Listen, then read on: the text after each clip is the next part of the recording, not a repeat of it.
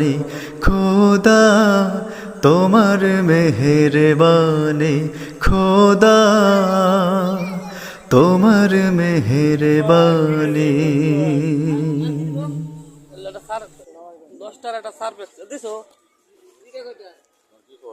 কম কম করে দাও, 20টা দাও, 20টা আদা জিরে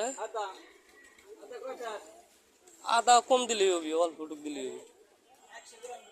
10টার